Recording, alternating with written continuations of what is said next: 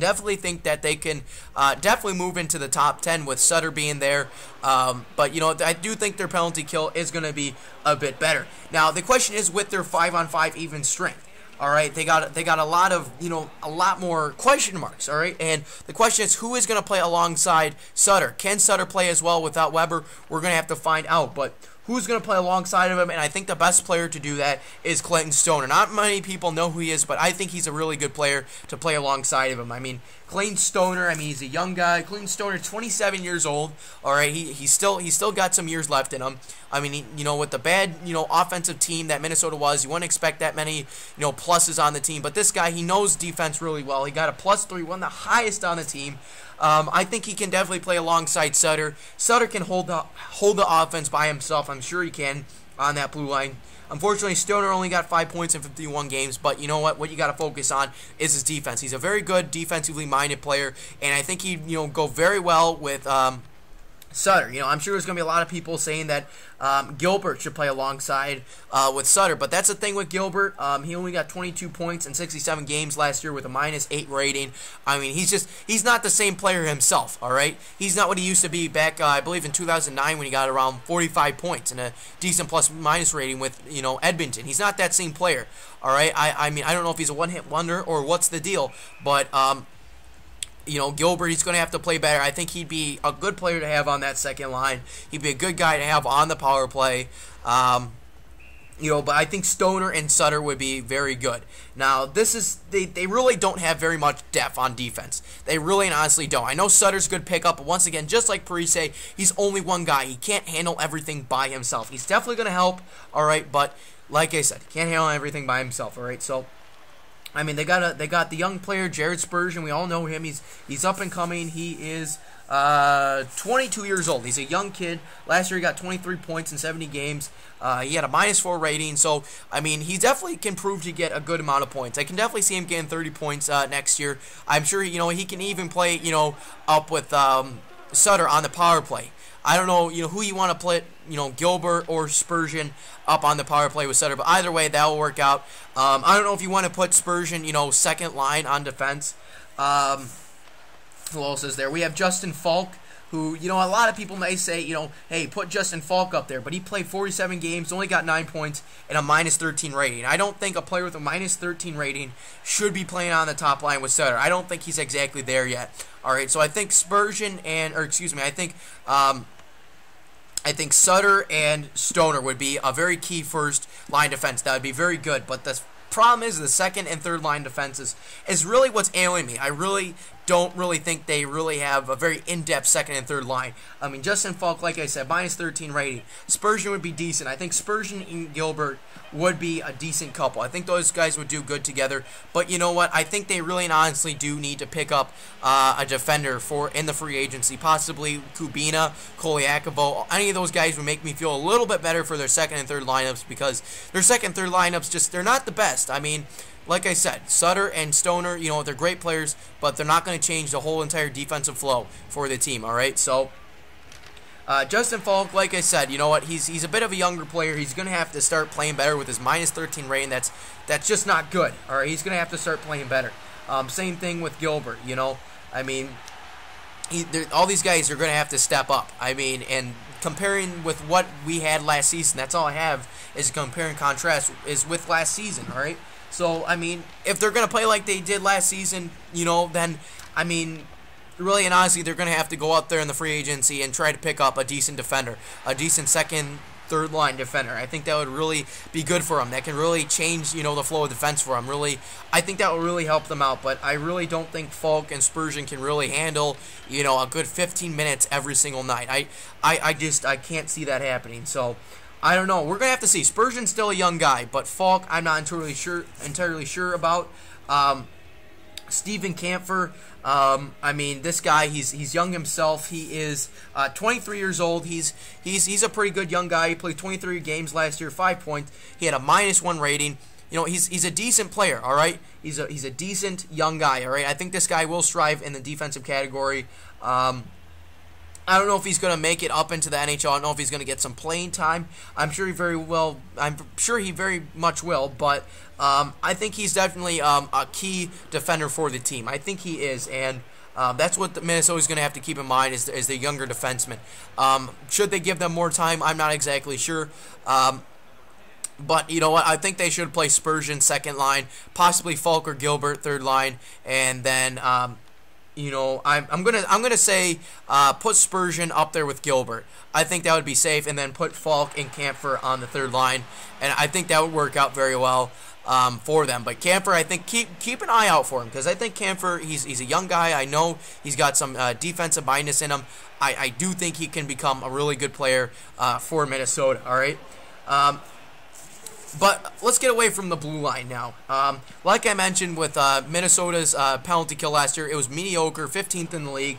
And they picked up some good third and fourth liners. Now, this is my problem, though. The third and fourth liners they picked up, Tori Mitchell is one of them, Zdeno Konopka is the other, and the third one is Jake Dowell. Now, if all these guys, you know, play different positions, that would be a little bit different, all right? But unfortunately, is not all those guys played center. And you know what? They really don't have any, you know, key grinders, all right? So I think, you know, if they're going to want to put Dowell, Tori Mitchell, and Konopka together, they're going to have to play different lineups because all those guys are centers. Now, what I do like is they are, you know, fixing up their third and fourth lines, and that's how you get a good defensive team. Is definitely your bottom six need to be defensive-minded players. They need to know how to back check. They need to know how to keep that puck out of the net. You know, cover defenders really well. You know, that kind of thing. And you know what, Tori Mitchell, I know he can do that very well. A couple years back, he had a good plus-minus rating. Tori Mitchell last year though got a -6 rating, and he got 19 points. Now, I do think he can return back to the positive plus-minus rating, but the thing is, he can also put the puck in net. I think Tori Mitchell is a very good pickup. He's got playoff experience. He's still at a pretty young age. I mean, I think Tori Mitchell is a very good pickup. There's no doubt about it. All right.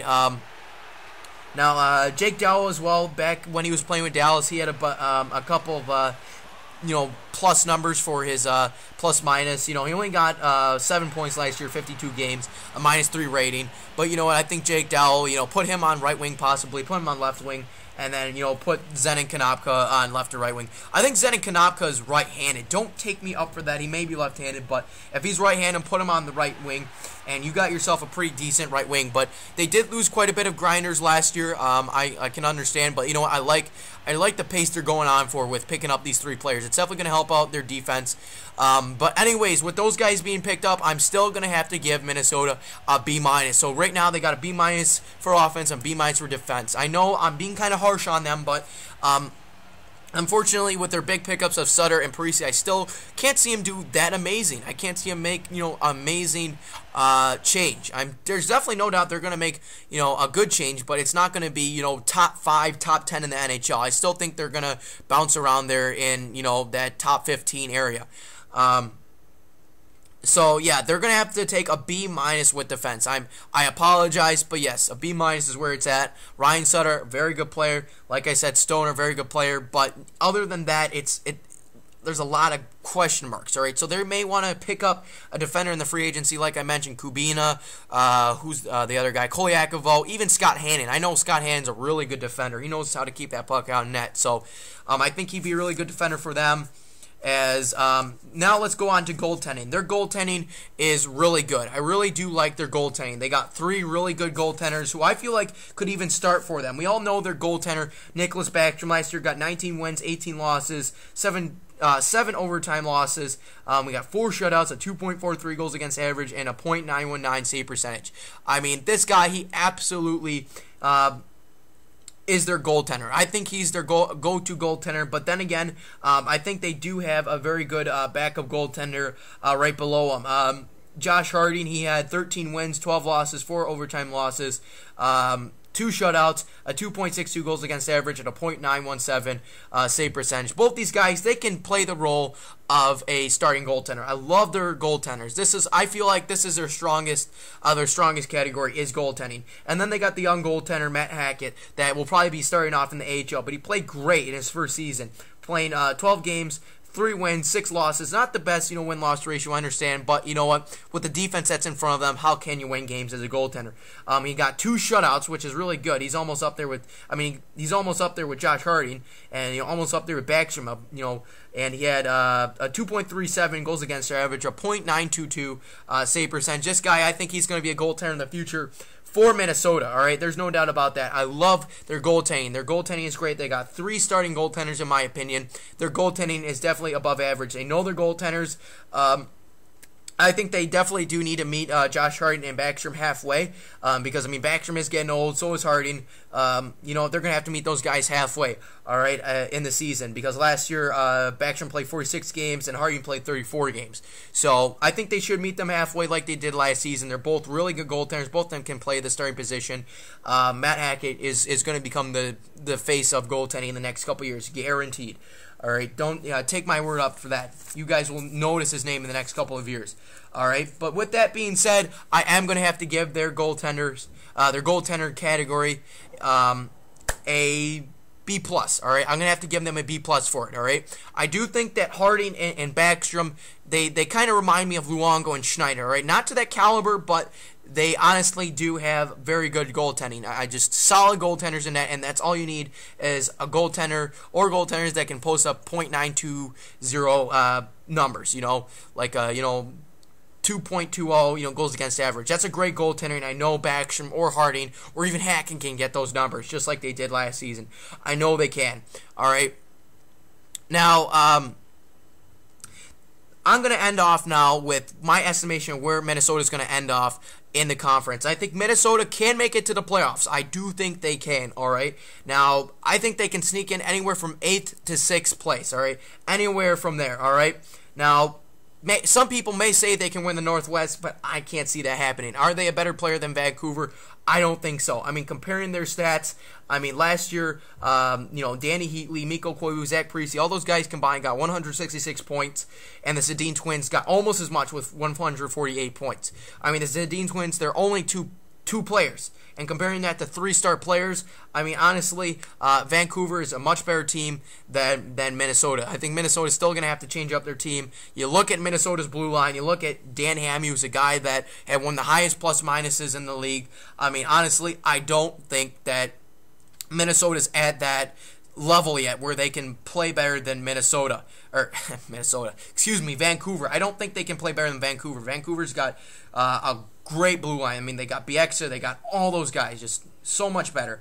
All right, and now you got Edmonton. They got the younger players. Now they got Yakupov, who's going to be moving in. They got that young defenseman named Schultz. Edmonton's going to start pushing. So the Northwest Division is starting to look a bit tough. I do think Minnesota can make it to the playoffs, but I do not think they can win the Northwest Division. I do not think so.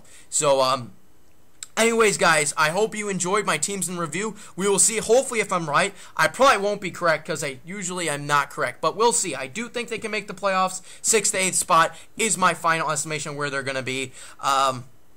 So we'll see if I actually will be correct. And stay tuned for my next teams in review, which I will be reviewing the Carolina Hurricanes. Until then, guys, it's been Party, and I am out.